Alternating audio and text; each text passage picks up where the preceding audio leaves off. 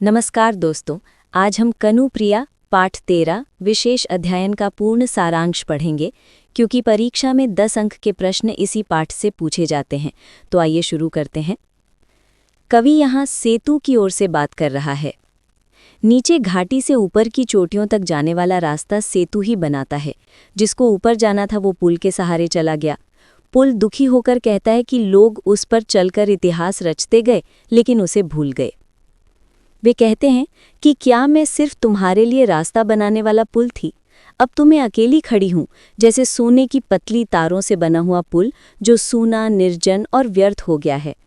कांपती हुई सी हालत में मेरा ये शरीर यानी सेतु यहाँ छूट गया और जिसको जाना था वो तो आगे चला गया। इसके बाद अमंगल छाया शीर्षक के अंतर्गत भाव है। जब घाट से ऊपर जाते हुए लोग कदम के नीचे खड़े पेड़ों को देवता मानकर प्रणाम करते थे, उसी रास्ते से पहले बावरी लौटी थी। लेकिन आज उसी रास्ते पर लौटने के बजाय वहां अशुभ संकेत दिखाई दे रहे हैं।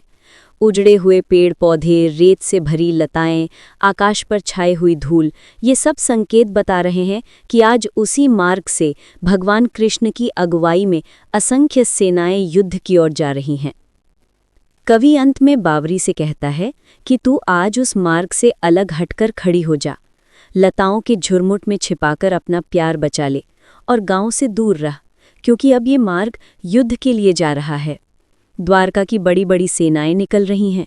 मान लो ये सब सेना कृष्ण की ताकत है, जैसे हर सैनिक में कृष्ण का बल और तेज भरा है। कृष्ण को एक आम का पेड़ बहुत पसंद था। वे उसकी डाल पर बैठकर शाम को बांसुरी बजाते थे और बार बार प्रिय का नाम लेते थे। लेकिन अब वही डाल काट दी जाएगी, क्योंकि रथ चलाने वालों ने कहा कि ये डाल रास्ते में अटकती है। जब ये डाल कटेगी तो गांव के लोग सोचेंगे और कहेंगे, यही वो डाल है जिस पर कृष्ण बैठते थे। अब वो सब पुराने दिन की बातें हो गई हैं। आज के भीड़ और भागदौड़ में कृष्ण का वो प्यार, वो मीठा समय सब पीछे छूट गया है। यहाँ कवि कहता है कि ओ बावरी, तुम गर्व करो, कौन है जिसका केवल बहुत सारी सेनाएं हों? मान लो कि तुम्हारे कृष्ण ने जितनी बातें धर्म, न्याय, पाप, पुण्य की कही थी वे सब सही थी, लेकिन फिर भी मैं वही हूँ, तुम्हारा पुराना मित्र, तुम्हारा बावरी साथी। मुझे वही ज्ञान मिला जितना कृष्ण ने दिया, जितना उन्होंने समझाया उतना ही मैं समझ पाया।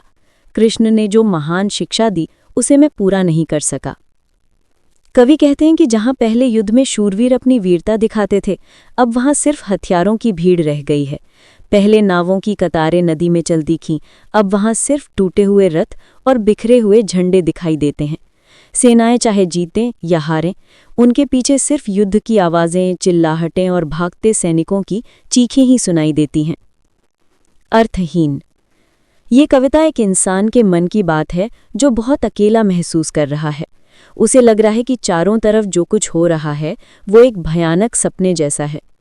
कवि कहता है कि जो शब्द पहले राधा के दोस्त थे, जो उसे हर बात समझाते थे, अब उनका कोई मतलब नहीं रहा।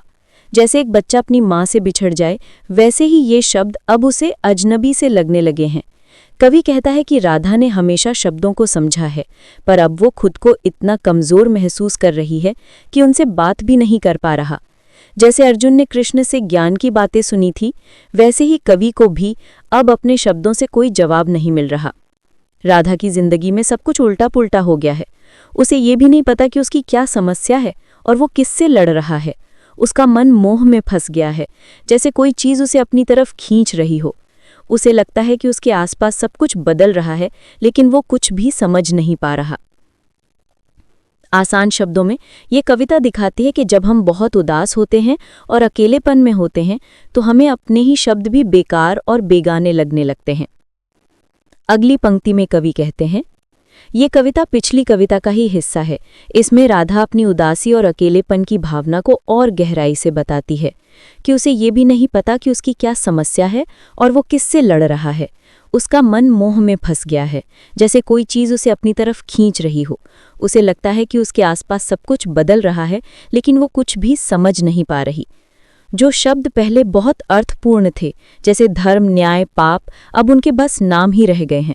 वो शब्द अब खोखले और बिना मतलब के लगते हैं। उसके शरीर के हर हिस्से में एक उदासी और बेचैनी भर गई है। वो कहता है कि अब सारे शब्द अपना मतलब बदल चुके हैं और उनका कोई अर्थ नहीं बचा। कवि कहते हैं कि वो बहुत परेशान है और उसे समझ नहीं आ रहा कि उसकी क्या दिक्कत है। जो शब्द पहले बहुत ज़रूरी थे, अब वो सिर्फ नाम बन गए हैं। उसका मन उदासी से भर गया है और वो नहीं जानता कि वो अपनी इस हालत को दूसरों को कैसे समझाए। उम्मीद करती हूँ कि आपको पाठ अच्छी तरह से समझ में आ गया होगा। फिर मिलती हूँ नए वीडियो के साथ। तब तक स्वस्थ रहें, मस्त रहें। जय हिंद।